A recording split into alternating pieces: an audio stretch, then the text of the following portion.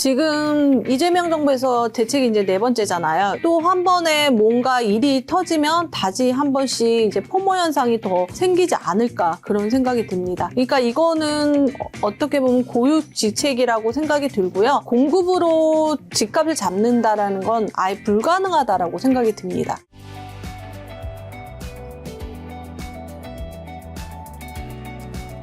자, 지금 오늘 촬영 직전에 아주 뜨거운 정부의 또 대책이 발표됐죠. 129 공급 대책인데 이것부터 여쭤봐요. 정부 129 부동산 대책 핵심부터 요약 한번 해주신다면요. 지금 서울에서 3.2만, 그다음에 경기도 2.8만을 하겠다. 발표를 하는 거죠. 대부분 정부에서 공급 대책은 선발표 후 조치. 지금 그렇게 보면은 나와 있는 것들을 보면 새롭지 않다. 그렇게 반응을 하고 있습니다. 근데 이재명 정부에서 이번에 2번째 공급 대책이죠. 여러분 97 대책에서 어떤 곳을 했는지 기억이 나시나요?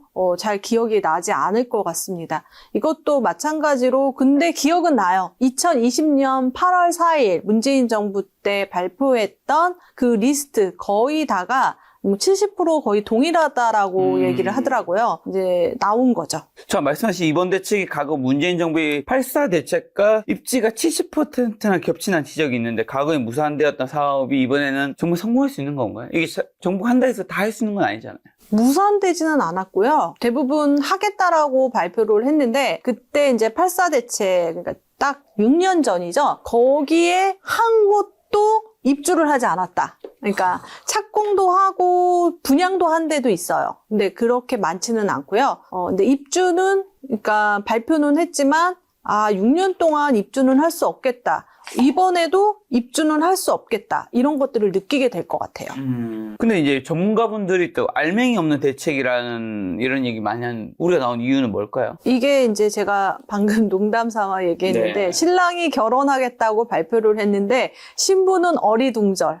그렇게 되는데 그런데 또 찬성하는 지자체도 있다라는 거죠. 그러니까 서울시 같은 경우에는 반대, 공공만 하지 말아라. 민간도 하자. 이런 것도 있었고, 노원구의 이제 태릉 CC 같은 경우는 단골 손님이에요. 거의 단골처럼 나오는데, 이번에 노원구청장님께서 뭐, 어떻게 잘해보겠다. 뭐, 이렇게 얘기를 했죠. 그리고 지금 좀 재미났던 거는요, 과천에 이제 그 경마장이 지정이 됐잖아요. 근데 그게 사실 과천 그 신도시 발표할 때 바로 붙어 있어요. 근데 그때는 하지 않고 지금은 한 거죠. 근데 더 재미난 건 의왕시에서 반대를 하는 거예요. 그래서 이게 의왕시 땅인가? 라고 생각을 했더니 교통체증을 바로 의왕시가 받기 때문에 그렇게 반대하는 목소리도 되게 많다라는 거죠. 요즘처럼 환율도 급등하고 이 위험한 시기에는 몰라서 못 받고 있는 돈부터 다 챙기는 게 진짜 중요하거든요. 그래서 저도 요즘 받을 수 있는 지원금들부터 다 챙기고 있는데요. 약정 지난 인터넷, 정수기, 휴대폰부터 카드 발급, 캐시백까지 가만히 두면 최대 148만원 손해인 겁니다. 갑자기 돈을 왜 줘? 이상한 거 아니야? 생각할 수도 있는데 이게 나라에서 정한 지원금이라 무조건 챙겨야 하는 거거든요. 근데 아무도 알려주지 않으니까 놓치는 사람들이 너무 많은 거죠. 방법도 너무 쉬운 게 아정당에 전화 한 통이면 설치 당일 바로 입금해주고 다른 곳보다 혜택이 적으면 차익 120% 보상까지 해줍니다. 심지어 365일 24시간 상담이 가능하니까 지금 받을 수 있는 지원금이 얼마인지라도 꼭 확인해 보세요. 참 아정당이 이사, 청소도 잘하는데 마음에 안 들면 전액 환불까지 해줘서 주변에서도 만족도가 높더라고요. 몰라서 놓치고 있던 이런 지원금부터 챙기는 게 진짜 재테크 아닐까요?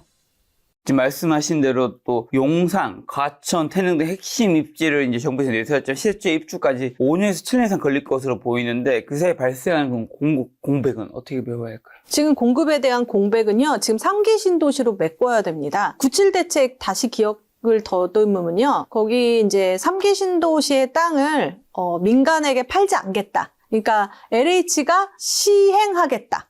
시공은 뭐 같이 이제 컨소시엄으로 할 수 있고요, 민간에서. 그렇기 때문에, 더 많이 빨리 하겠다라고 얘기했고, 최근에 이제 3기 신도시의 분양을 또 이제 LH에서 계획을 발표했거든요. 그래서 좀 속도를 높이면 그 공백을 조금 메꾸지 않을까 그런 생각은 들어요. 좀 더 빨리 할 수 있는 부분은 3기 신도시다라고 생각이 듭니다.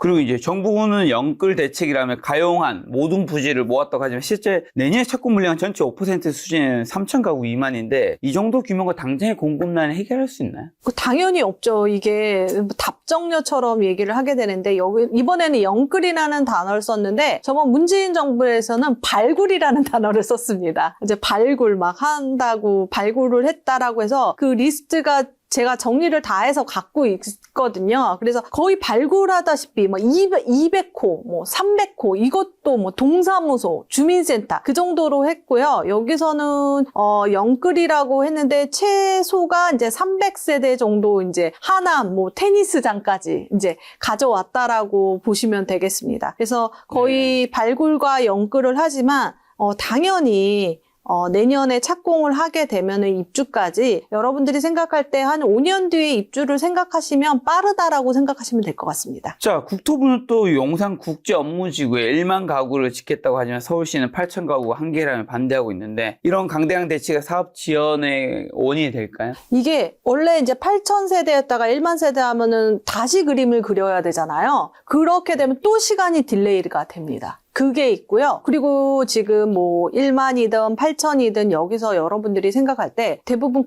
동상이몽을 하고 있다라고 보거든요. 정부는 공급을요, 임대 플러스 분양으로 생각하고요. 저희는 분양을 받는다라고 생각하는 거죠. 아, 나 저거 받으면 집주인 된다. 라고 생각하지만 정부는 여러 가지 다양한 방법으로 임대를 하고 있거든요. 지분 적립형이라든지 조금씩 돈을 내고 뭐 10년 뒤에 소유권을 가져간다라든지 아니면 임대를 쭉 살다가 그 다음에 분양을 하는 그런 방식도 있고요.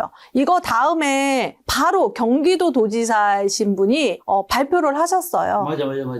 그래서 예전에 이재명 그 대통령께서 도지사 시절에 발표했던 기본주택이라는 개념이 있거든요. 그거랑 비슷하게 또 하나의 공급 대책을 냈는데 이 대책으로 묻혔나 봐요. 티가 나지는 않는데 이렇게 바꾸게 되면은 그 3기 신도시도 문제였던 게 뭐냐면 공급량이 있는데 더 많이 짓기 위해서 문재인 정부 때 또 늘렸거든요. 그러면 다시 이제 설계가 들어가고 다시 해야 되고 그리고 공공 분양이었다가 임대로 바꾸고 뭐 이런 과정을 계속 겪게 되더라고요. 그래서 좀 시간이 더 딜레이 되는 효과가 있지 않을까 그런 생각이 듭니다. 자, 그리고 용산 주민들은 대규모 주택 공급이 용산의 베드타운을 전락시킨다고 또 반발하는데 국제 업무 지구로서의 전문성과 주거 기능 사이의 균형점 어디를 잡아야 될까요? 이거는 건축 설계하시는 분한테 물어봐야 될 것 같은데요. 정말 좋은 땅이죠. 그 좋은 땅에 어떻게 주거와 업무 지구를 해야 될까? 국자는 거기는 100% 업무 지구의 땅이다라고 얘기하는 분이 있거든요. 그렇지만 거기 안에서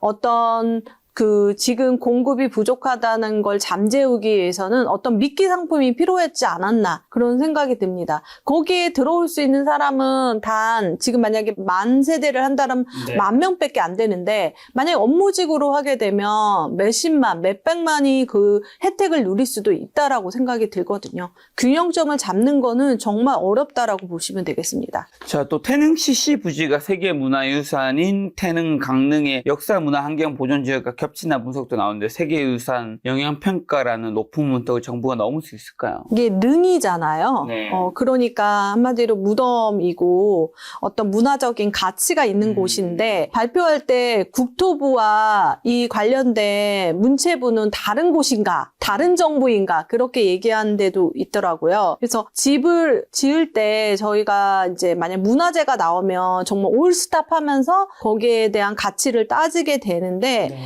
이거에 대한 거는 할 때 뭔가 만약에 착공이 들어갔는데 뭔가 나왔다 이러면 또 딜레이가 되겠죠. 근데 그 자체 지금 보기만 해도 좋은 어떤 그런 가치 있는 그 문화 역사 지역을 또 어떻게 개발을 해야 되는 것도 숙제일 것 같아요. 예를 들어서 만약에 어떤 지역은요 진짜 뭐가 나온 거예요. 그래서 그 아파트 단지 안에 한 동이 못 졌어요. 그래서 거기 안에 이제 뻥 뚫려가지고 그 어떤 역사 문화관을 만든 아파트가 있거든요. 그래서 근데 그러면 그 한 동이 날아가면 그 사람들은 어떻게 됐냐 그러잖아요. 근데 더 재미난 건 깨알같이 거기에 뭐가 써져 있었대요. 모델하우스 계약서에 뭐 문화재가 발굴돼서 취소될 땐 취소된다라고 그런 게 있더라고요. 그래서 그런 과정을 거치지 않을까 이게 생각이 나네요. 네, 가천시는 도시 기반 시설 수용 등이 이미 초과했다며 추가 주택 공급에 공식 반대했는데 지자체 협조 없이 정부가 일방적으로 사업 밀어붙일 수 있을까요? 과천시 인구가 이제 커지는 걸 보면요. 3만, 6만, 최대 8만에서 9만까지 된다라고 합니다. 이게 인구가 이렇게 증가되면은 기반 시설의 문제도 생기거든요. 그래서 아마도 이렇게 계속해서 이제 주택 공급이 되면 또 기반 시설에 대해서 염려를 하는 것 같습니다. 그리고 과천시 같은 경우에는 자기는 지금 그거에 대해서 들은 바가 없다. 이렇게 얘기를 하니까 그 넘어야 될 산이 높고요. 최근에 마사회 이제 경마장에서는 뭐 노조, 거기 일하시는 분들도 반대를 하기 때문에 과천시만의 문제는 아니라고 생각이 듭니다. 자, 그리고 또 노후 공공청사를 활용한 주택 공급이 대부분 소형 원룸 형태의 임대주택에 그치고 있는데 이게 청년들이 원하는 진정한 내장 마련의 사대가 될 수 있을까요? 이거 또 얘기를 하면요. 제가 이제 수강생 같은 경우에는 이제 원룸에 살고 있는 싱글 분들이 있잖아요. 원룸에서 나오라고 얘기합니다. 예를 들어서 원룸에서 이게 있으면 냉장고 보이고 뭐 이렇게 딱 눈에 이게 보이잖아요. 그래서 살도 많이 찌고 좀 하나의 공간에 너무 작다 보니까 피폐되는 삶은 살지 않나 그런 생각이 들더라고요. 자기도 원룸 살기 싫다라고 하는데 이런 원룸 형태로 임대주택을 하는 게 아니라 좀 니즈를 조금 반영을 하는 게 좋죠. 요즘에 어떤 원룸이라도 어떤 공간을 분리해가지고 할 수 있는 부분도 있기 때문에 그런 부분을 조금 고려해야 되지 않을까 싶고요. 그리고 실예로는 그때 당시에 신혼희망타운인가 그때 문재인 정부 때 그 동탄에 한번 만들었는데 단 한 세대도 입주하지 않았던 그런 게 있거든요. 그래서 이걸 짓기 전에 조금 니즈를 반영하고 지금 최신의 사람들이 어떤 걸 원하는지 그 부분도 넣으면 좋을 것 같아요. 공공대책에도 불구하고 또 신축 아파트 인허가 분양 물량이 역대 최저 수준인데 신혼부부가 이런 막연한 공공 분양만 믿고 기다려도 괜찮은 건가요? 근데 이번 대책에서 마지막 한 줄이 남았었거든요. 그러니까 청년하고 신혼부부에 대해서 어떤 다음 정책에 고려하는 거를 발표하겠다라고 얘기해서 그게 조금 궁금하긴 합니다. 그래서 이제 공공 분양 같은 경우에는 워낙에 저렴하다 보니까 조건이 되면 저는 그 조건에 맞춰서 하라고 얘기를 합니다. 특히 신혼부부 중에서도 아이를 출산한 신생아 특별 공급이라는 것도 되게 혜택이 좋거든요. 그래서 그 부분을 따져본다면 한번 공공 분양을 지금 당장 집이 필요하지 않다면 기다려보는 것도 괜찮다라고 생각이 듭니다. 자, 정부는 공공 주도를 강조하지만 서울시 민간 정비 사업 활성화를 주장하는데 IMF님 보셨을 때 시급한 처방은 뭐라고 보시나요? 이번에 되게 재미난 뉴스가 있었는데요. 재건축 재개발 같은 경우는 지자체에서 이제 승인을 하게 됩니다. 예를 들어 서울시는 서울시장, 뭐 안양시는 안양시장 네. 이렇게 되는데 국토부 장관도 할 수 있게 하겠다. 처음으로 그 법을 바꾸려고 하더라고요. 그래서 민간에 대해서도 신경을 쓰고 있구나라는 생각이 들었고요. 그리고 활성화에서 가장 지금 문제가 뭐냐면 두 가지가 있습니다. 정비 사업에서 이제 걸림돌이 되는 거. 지금 현재로서 투기가열지구가 되면은 여러 가지 제약이 생겨요. 뭐 사고 파는데 문제를 주게 되고 그리고 뭐 여러 가지 법에 대해서 또 페널티가 많아서 그게 조금 힘들거든요. 그래서 그런 부분을 조금 완화시키는 부분이 조금 필요하고요. 정비 사업에 대해서. 그다음에 두 번째는 이주비 대출이에요. 이주비 대출이 지금 원래 저번에도 그런 현상이 있었는데 지금 다주택자가 아예 대출이 안 나오잖아요. 근데 이주비 대출은 사업비로 생각해야 된다. 그러면 진행이 안 돼요. 반대하게 되면 또 진행이 안 되니까. 그러니까 진행이 안 되는 이유를 조금 파악해서 빨리 할 수 있는 어떤 장치를 건다면 이게 되는 거죠. 최근에 이제 서울시에서 신속통합계획으로 이제 지정이 돼서 한꺼번에 거의 80구역이 지정이 되는 거거든요. 아직 이제 단계로 되면. 근데 저는 그게 한 10년 뒤에 그게 서울에 공급이 되지 않을까 그런 생각도 듭니다. 자, 그럼 이제 129 도심주택 공급 정책의 마지막 질문으로 한다면 어쨌든 지난 그 공급 대책에서 서울의 공급 물량이 너무 없었기 때문에 이런 정책이 나왔을 텐데 요거 실제로 시장 안정에, 부동산 시장 안정에 기여할 거라고 보시나요? 그리고 이거 현실 가능성 있을 거라고 보시나요? 지금 이재명 정부에서 대책이 이제 네 번째잖아요. 6.17 그다음에 97, 1015, 그다음에 129 대책 이렇게 나왔고 97하고 119 대책이 공급 대책인데 돌아보면 97 대책에서는 전혀 효과를 발휘하지 못했습니다. 더 포모 현상이 더 생겼죠. 이제 없구나. 이제 할 수 있는 게 없구나. 라고 해서 사람들이 617 대책으로 잠잠했던 매수 심리가 더 일어났는데, 이번에는 이제 129 대책이 나오고, 이재명 대통령께서 그 SNS에서 계속 이제 얘기를 하다 보니까, 그리고 또 계절적인 요인으로 조금 약간 이렇게 막 폭발적으로 수요가 증가되지는 않고 있어요. 그런데 이제 워낙에 지금 수요가 많은 상태에서 또 한 번에 뭔가 일이 터지면 다시 한 번씩 이제 포모 현상이 더 생기지 않을까 그런 생각이 듭니다. 그러니까 이거는 어떻게 보면 고유지책이라고 생각이 들고요. 정말 그 실효 가능성 같은 경우는 그 누구도 없다라고 얘기할 것 같아요. 이게 부산시장이 그러면 집값 안정에 기하기는 쉽지 않다고 보시는 것 같네요. 네. 이거는 이제 공급에 대한 거잖아요. 네. 그래서 공급에서 어떤 이 정책에서 성공했던 거를 한번 생각을 해보면요. 일기 신도시, 그 다음에 보금자리 지구, 그 다음에 뉴타운 같은 경우에는 사실 나중에는 효과가 있었지만 그때 지정 당시에는 뭐 빌라라든지 이런 걸 폭등하게는 했고요. 그래서 보면 1기 신도시하고 2기 신도시하고 3기 신도시가 왜 다른가 봤더니 1기 신도시는 단기간에 정말 많은 것들을 공급을 했거든요. 근데 그게 지금은 물리적으로 힘들기 때문에 그 부분, 공급으로 집값을 잡는다라는 건 아예 불가능하다라고 생각이 듭니다.